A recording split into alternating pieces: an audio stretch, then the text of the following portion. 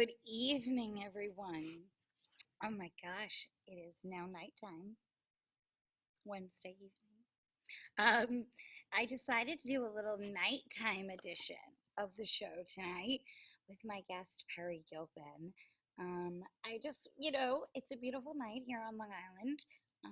You know that I'm an island girl, and it's very clear out. I'm sure you hear the little birds a chirping. Um, and this is what I've been doing, honestly, guys. Just sitting out here at night, writing, enjoying the nice weather. I can't wait to hear about the weather where Peri Gilpin is, though. Let's bring her in. I am so sorry. How are you? I'm fine. How are you? I'm well, thank you. Are you awake? Is it midnight? Oh my gosh. First of all, I am a night owl. Like, I am one of those crazy people that'll be up at like 3 a.m. Oh, okay. All right. Yeah. Well, I feel so bad about not paying attention to the EPT or BPST. Can I I please usually tell really you? do. Do not Mhm. worry. Can I just tell you? I am so excited right now because I have adored you. I'm not kidding. When you DM'd me back, I think my publicist and we all lost our minds because we just adore you. Well, thank you. And that's so sweet. Thank you for DMing me. I was thrilled. I was absolutely thrilled to hear from you. Thank you. Well, no, it's my pleasure. I mean, so I was just reading about you. Where are you right now, though? Because I knew you grew up in Texas, but where are you right now? In LA. Okay. Like in the outskirts, I've in the lived there. suburbs. I've lived there.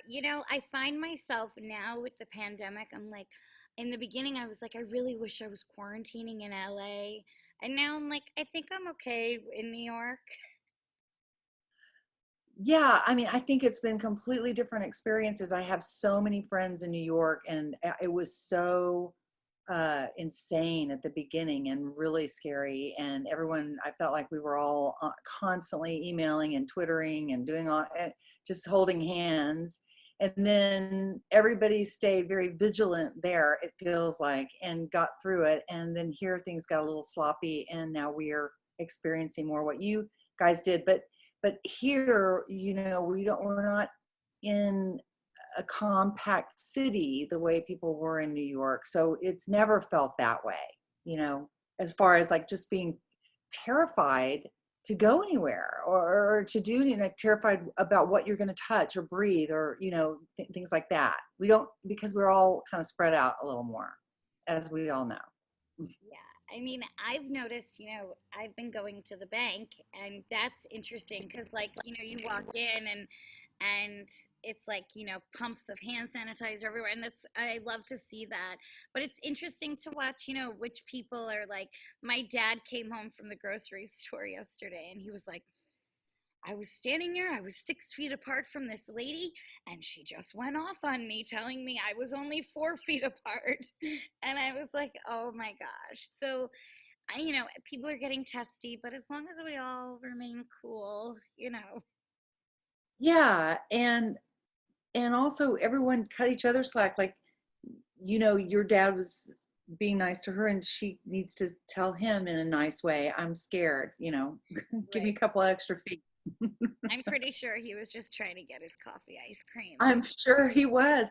And we all forget, like I walk into the store all the time and go, oh, I get all the way to the door and I have to go back to my car to get my mask because I'm not wearing it in the car. But I always think it looks so funny when I see people in their masks in their car by themselves, but I mean, they're probably don't even know they've got it on anymore, It's a Yeah. funny, such an I've been watching your David Birdka interview all day, and he kept saying strange times, strange times. It's very strange times. Yes, it is. And But I think it's bringing out a lot of good things in people. I'm sorry, I didn't mean to interrupt you. no, I agree. I think it's this time, this solo time is creatively charging a lot of people. Have you found that? Yeah, actually, yes. I feel like we have time to think about things. like the way we didn't before. And meetings, creative meetings are fun because I mean, I know we have to go back to some semblance of what life was like before this, but you know, people aren't walking into meetings after driving in Los Angeles, you know, where you literally have to. I had a casting director tell me one time that she tells young actors to leave 2.5 hours early before an audition. But, well, that's, Can I but tell I mean, you? every time I'm running my, you know, late as can be for an audition, I'll be like, why did I leave 2.5 hours early? It's because I can't, you know, but so that sounds familiar to you when you were out here? So Or, this was my first brush with LA traffic. I was out there, and I'll never forget. I think my manager made me an audition at Warner Brothers, and then one at Fox later on in the day, and two totally opposite ends of town. And I said to her, "Why do I need like a 4 hour time block? Like that's a lot of time. Like, because in New York you could get like two auditions done or three, you know." And she said, "Oh no, you're gonna need it." And do you know it took us 5 hours? I was late, and because the traffic, my mother and I sat there in like 4.5 hours of traffic. yeah. Oh, easy, easy, easy. I know. It's so bad. But I love it. Have you ever lived in New York? Yeah, I did. I lived in New York in the 80s. And it was a very, my husband and I always talk about this. I moved here as he was moving there from here. And he grew up in LA and he was doing his time in New York. And we probably passed in the night, you know. Sure. But I lived there in the 80s and for about 5 years. And I loved it and I still love going back. And the thing was I always tell this story. Uh, Madonna was doing Speed the Plow on Broadway, and Melissa Gilbert was doing a Shayna Maidel off Broadway. And I'm like, I gotta. There were no auditions or anything. I'm like, I have to go either cut an album or get on a series to even really even get an audition. There just wasn't any work in New York. And I'd done a season. David was talking about Greg Boyd and the Alley. I did a season at Stage West in Springfield, Mass.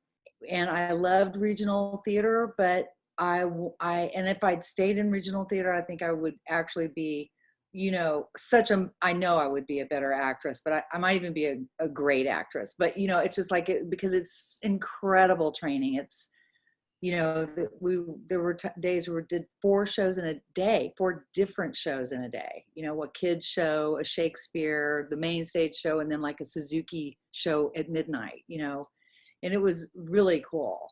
But I wanted to come to LA and see if I could, you know, work here.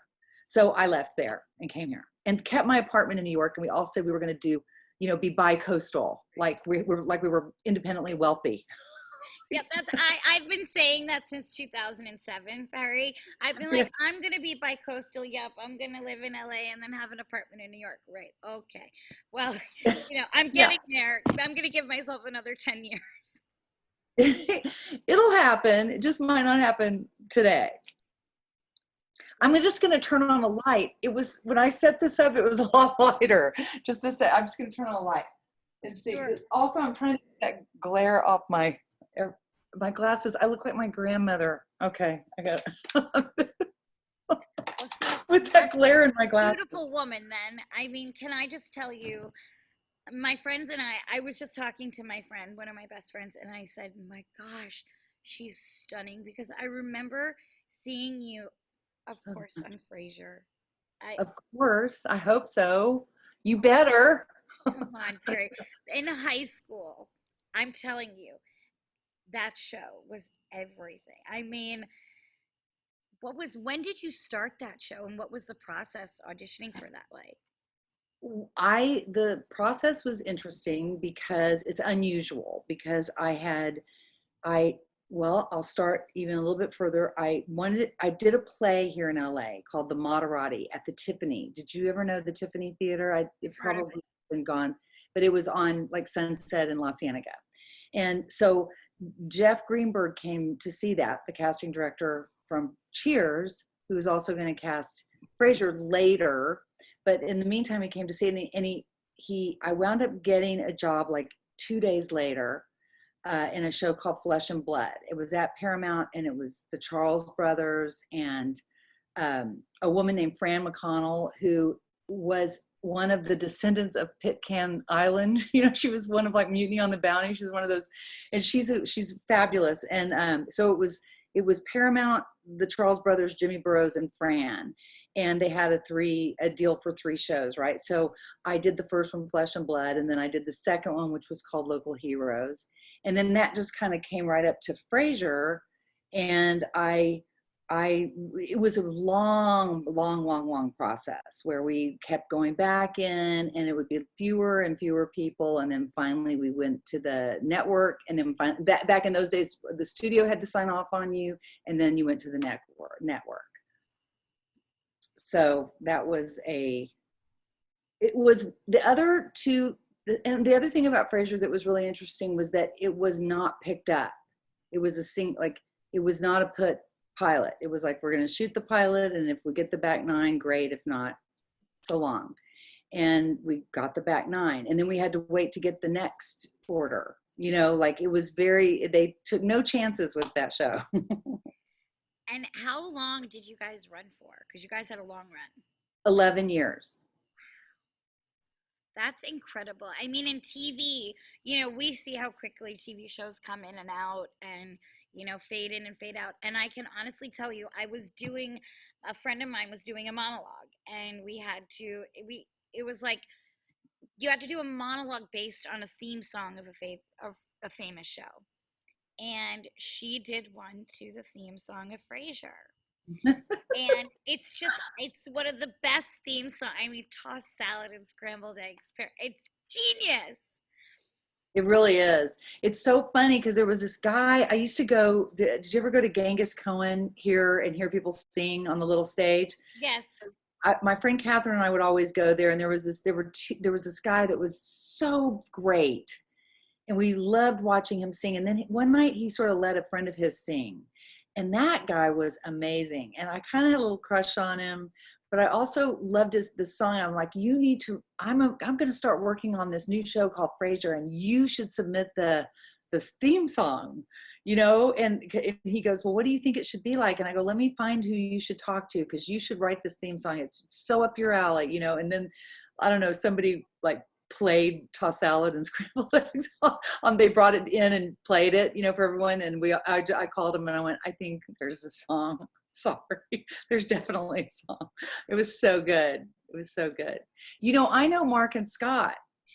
Do you? Yes, I do. And I know them through their friend Arlene.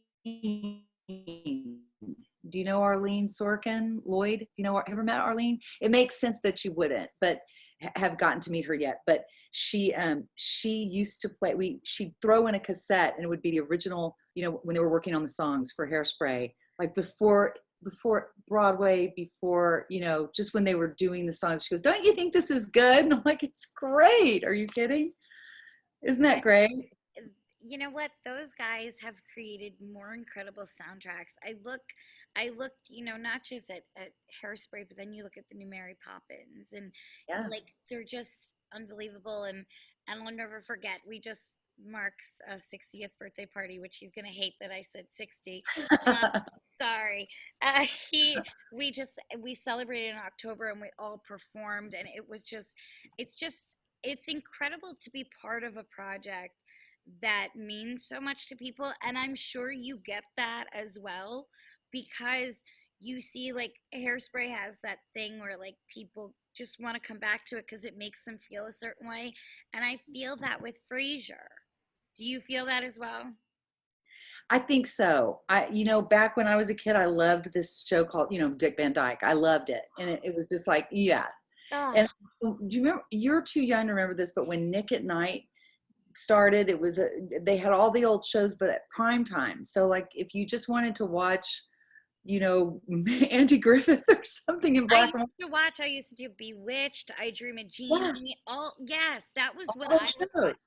Yeah. Okay. Well, if it's so, I would just, I remember my boyfriend coming and going, "You are the happiest person in the world." I would just loved, but I had at 11 o'clock, Dick Van Dyke would come on, and I would have watched for maybe 2 hours to get there. And then finally, when it came on, I could go to sleep. And so many people tell me they fall asleep to Frasier. And I'm like, I know exactly what you're talking about. That's a good thing. That means you're with family, you're comfortable, and you can, yeah, exactly.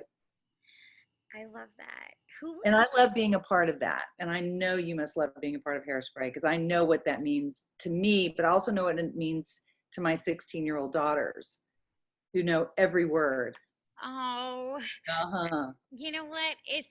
It's been honestly it sometimes, I'm sure you go through this in this business where you're like, is this real life? What's going on? Because you find yourself in certain situations that you're like, this can't be true because I mean, the way it all happened was just wild, but it has been just truly if it How wasn't. did it happen? How did it happen? Do you tell this story a lot?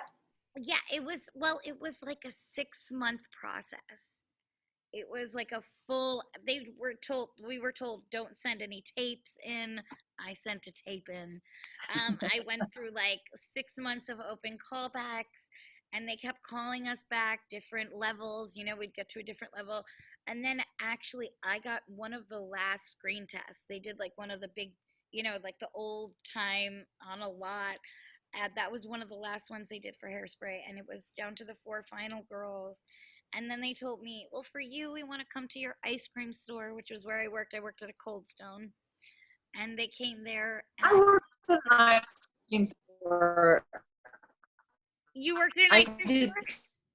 too when I was in high school. Swinson's, just forearms because from scooping that ice cream. Sorry, Yes, I sorry to can't interrupt. tell you. I have such forearms. Like, from mixing that stuff, it has trained me. And so they came there and they ended up telling me I got the job. And I literally, it was, I think, a week later. It was the night before my senior prom. And then prom happened. And then here I am, 14 years Okay, later. wait. So they said that they had to come see you at the ice cream store. Why? What was the excuse? They said that What they did? wanted to film like a behind the scenes with each of the four final girls. And they said, for you, Cold Stone seems so fun. It's where you work. I said, sure, come. I had no idea I was making ice cream for New Line executives. I was literally asking them, do you want rainbow sprinkles or chocolate I mean, Oh, and, but it's been a wild ride, but I've really enjoyed every single twist and turn. I never would have thought, as like a kid from Long Island, that I would have made it in this business. I mean, you're from Texas. Did you ever think you'd find yourself in this business? Was it something that you always like aspired to be in? yeah. I always wanted to be, well, I always wanted to be what my mother wanted to be. So when she was a school teacher, I wanted to be a school teacher. But then she kind of burned out because she was a special ed school teacher and she did it all through for her student teaching. And then because she had that experience, they just kept asking her to do it again. And she kind of couldn't get out and just not do that for a year. And they would do team teaching, which would be to combine like two classes of 30. Oh, wow. So you'd have 60 kids, two teachers, team teaching. And then, but you've also got 60 kids with special, challenges and needs and all different, so each kid needed such individual attention. She was exhausted. So she got remarried to my stepdad, and she was like, I went to Baylor to study with Paul Baker and I wanted to be an actress. So I'm going to be in it. And so she was in Picnic and she was playing Midge and she was on the stage and the lights went out, they dropped and she was on the front porch and she was sad. And my sister was next to me and she goes, "Mama," from the audience. And my mom just played it off and I just went, that is crazy. That's magic. Okay, I got to do that now. So, but my mom always would say, you're the shyest actress I've ever met, because I don't want anyone to look at me. I don't, don't give me special attention. But when I'm on stage, if I'm prepared and ready, there's no better feeling, right? I can tell you enjoy it. I can so tell you enjoy it. You're on fire on stage. Oh, thank you. That's incredibly kind. I love that rush, that feeling of getting out there, but I, like you, I'm very shy when it comes to certain things. I'm kind of like reserved, and but at the same time, like I always say, it's funny. I always say on stage I channel my mother. Off stage I'm more like my dad. He's kind of like low key. So it's interesting. It's finding the two different sides, and I really didn't realize, how much, I guess, I am a little bit quiet. I've learned more about myself during the pandemic because obviously I've been channeling it into writing, but I I guess I am pretty private with certain things. But I think you have to be in this business because I think it's important as actors to like keep certain things for ourselves, whether it be little stories or you know what I mean? Yeah, I do know what you mean. You know what I just said? I heard you talking about her. You mentioned her when I was listening to your last interview. Have you seen Barbara Streisand's latest concert on Netflix? I have not, but now Okay. you said the Okay. magic words. Yeah. Oh my God. That is, I have, I was blown away, and I connected to so many moments from my growing up and my wanting to do this from her. And you wait till you see it. You will too. And it's just like when you say that, are there certain pieces of yourself that you need to keep for yourself? Nothing proves that more than seeing this and seeing her celebrate her life and her career with you. It's so cool. And yes, I totally agree with you, but think we have a tendency when we're young to not feel that way and to want to share everything and want to try everything. You want to give everything a try and see what works for you. So if you're like that now, you'll probably be even more like that later, and that's probably a good thing. I mean, I've always been like that kid that was like, what's the worst that can happen? Just try, and if you fall, get back up. And, I mean, I know my personal mentor. I have a mentor that I take so much from her. Dr. Levy. Yes, yes. Oh my God, she's going to be so happy to hear you say her name. Who was a mentor for you that really stuck out? I've been thinking because I wanted to, I was like, I wonder if she'll ask me. And I've had many, and I have been, would have been lost without so many. And I was trying to figure out how in the name of God I was going to answer that question. And I kind of make people my mentors a lot. But you can learn so much from different people. It's like, I know that some people, like for instance, I was just talking about, I just came across this young drag performer at DragCon in New York, and he was 18, but he was so rich in culture, and he was so mature, and I learned so much from him in that short time. So it's like you can learn some things from younger people in 10 minutes, or you can learn from years training under somebody. It's so true. It's so true. I had, people in my life like your Dr. Levy, and that taught me so much. And then I had people in my life for very short amounts of time that taught me so much. That's so true what you said. But I think John Mahoney, he's not old enough to be my dad. He wasn't old enough to be Kelsey's dad either. He's very young when he played that part. But he was very mentorly to us, especially for me. But, sometimes I'd say, I'm going to do that too. And he'd go, you're a young woman actress. I'm an older man actor. I'm just telling you what I do. It doesn't mean you have to do it too. Just take it in, because I would go, thank you. I'm going to follow your lead, but we're very different. but he had such a great head on his shoulders, and he had such a great sense of ethics and dignity and integrity in his work and in what we were doing. Like one time I talked him into doing this thing. This was, there were times when like I'd put my hand out and he'd go, I can't give you my hand, I'm on my cane. And I'm like, okay, I'm sorry, okay, method actor, but he's right, But then another time we were in the background of a scene with Victor Garber and Jane Addams and David and Jane. And we were like supposed to be kind of like just grumpy at this cocktail party, and I've twisted my ankle coming up, and so someone sends us off to the bar to get a drink, and I go, do you want to limp together? Like, do you want to limp since we're both like? He goes, yeah. So we do this big cross limping. No one laughs, like no one even notices, and I'm like, I'm sorry, and he goes, are you kidding? I don't care if they laugh or not, I'm so glad we did it. He really meant that. I loved it. Well, I can tell you, I was fortunate to meet him. I met him. Oh. I met him at one of David Hyde Pierce's shows. I forget which show.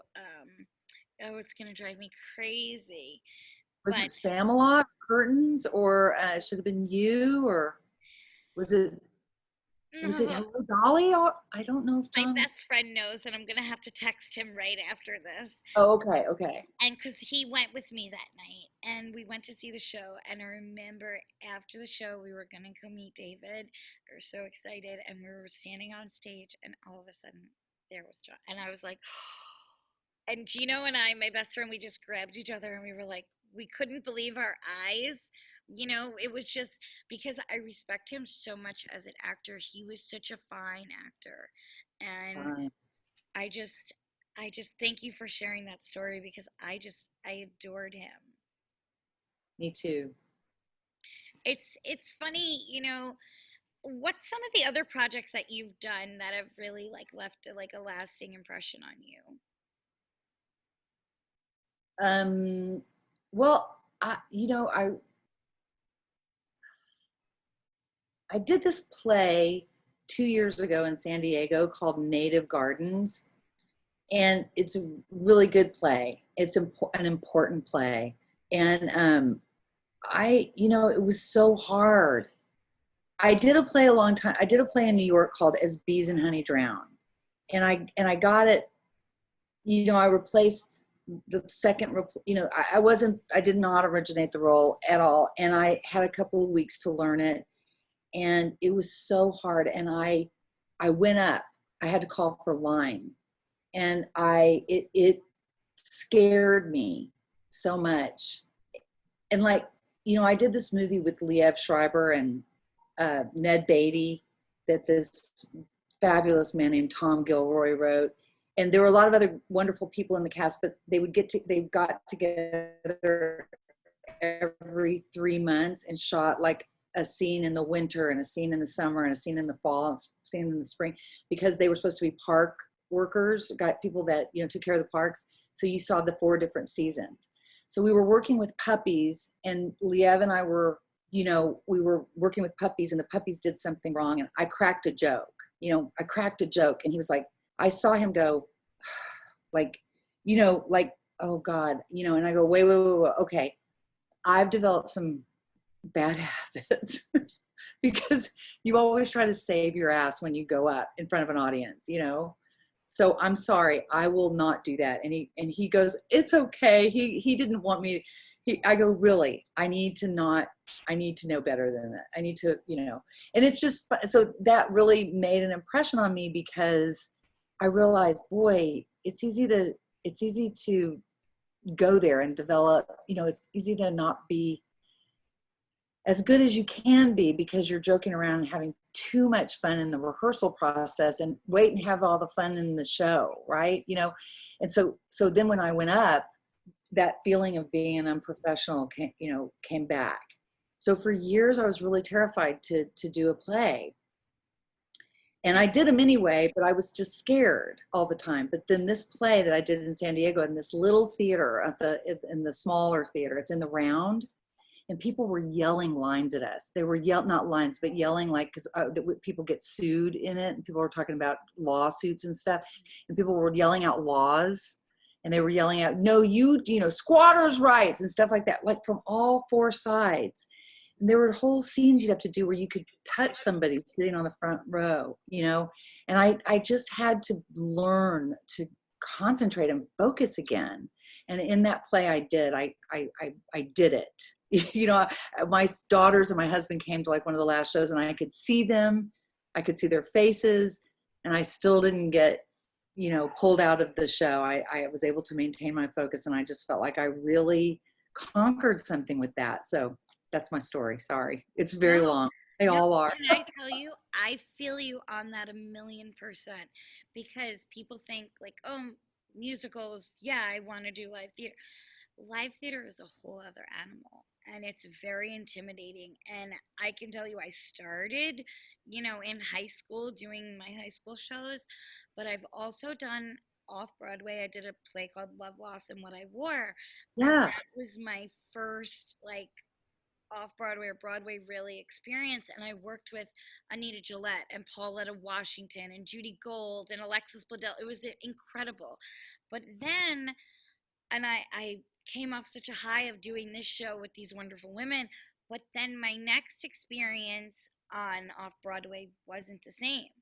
And for a while, it was actually pretty poor, and it soured me, not soured me, but it made me a little anxious about my next live performance. And then I realized I just have to just go do it, you know? Yeah. So whatever is coming, I don't know when my next live, you know, show is, but I just know that I have to just, like you said, focus and not let the other things of the past creep up.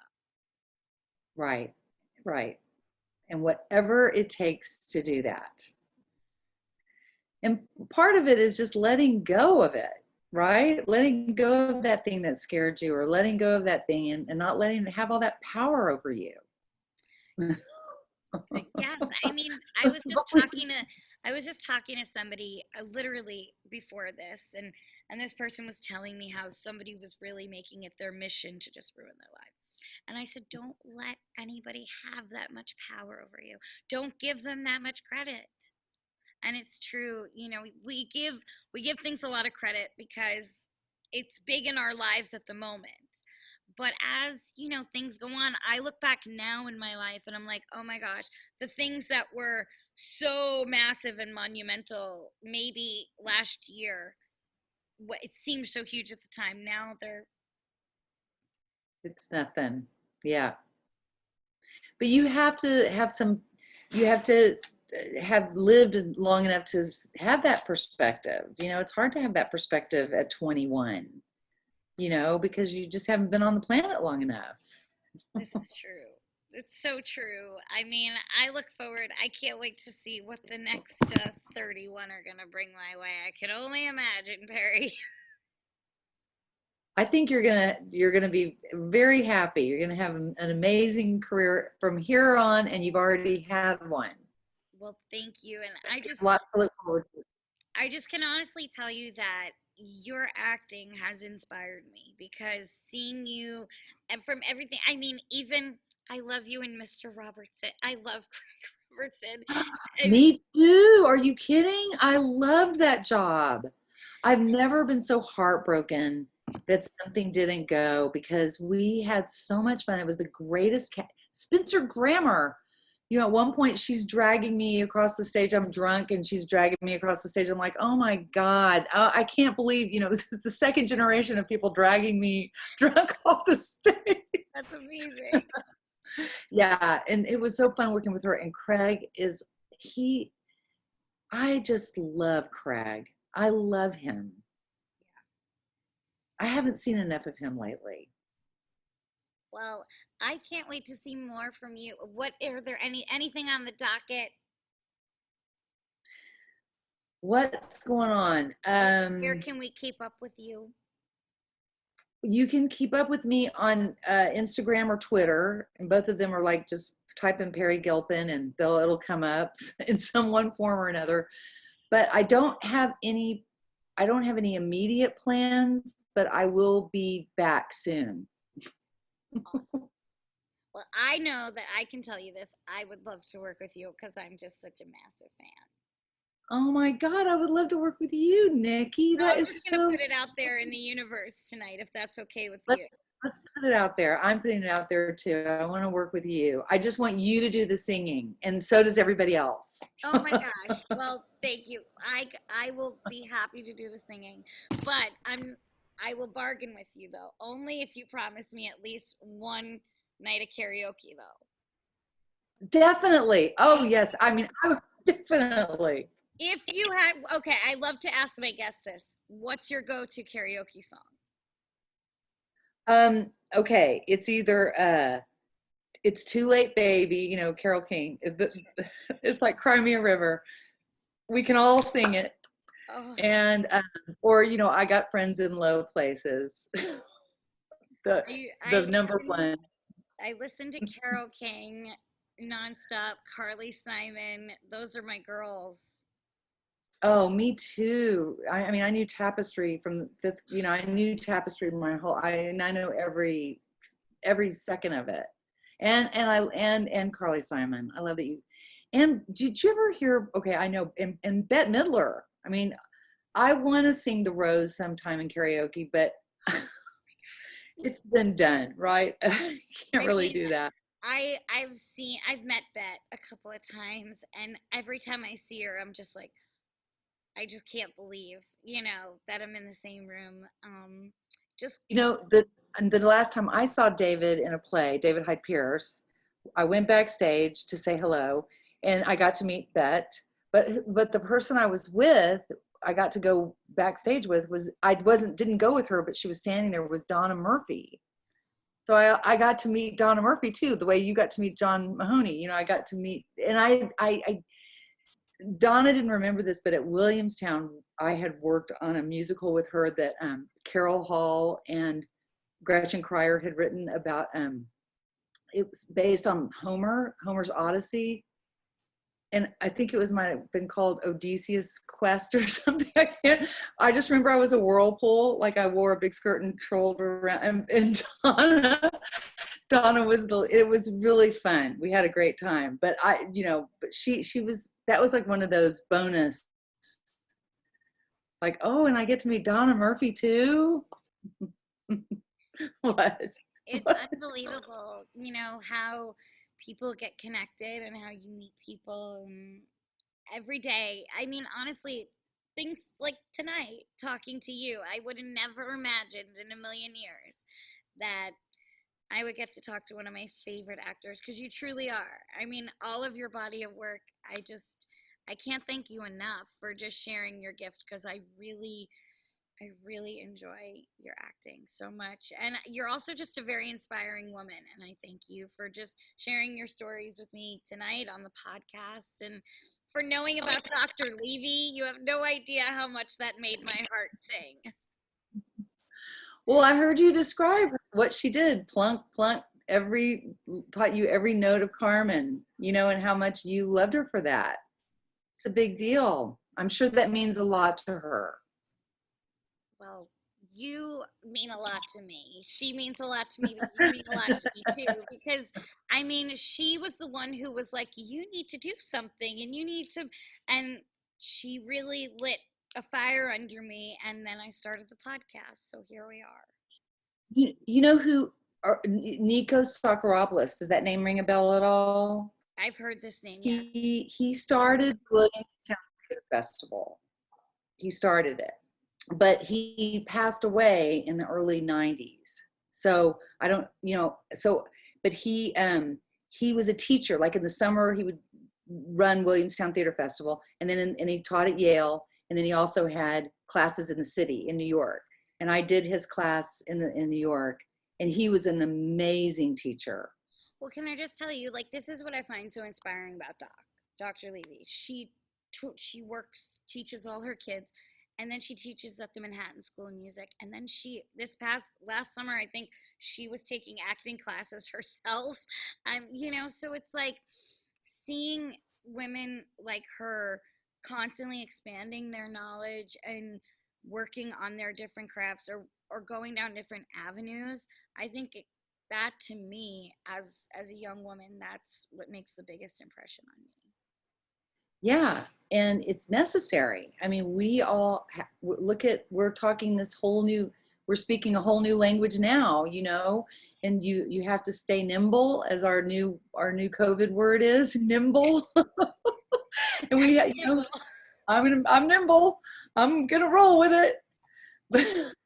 But you have to, right?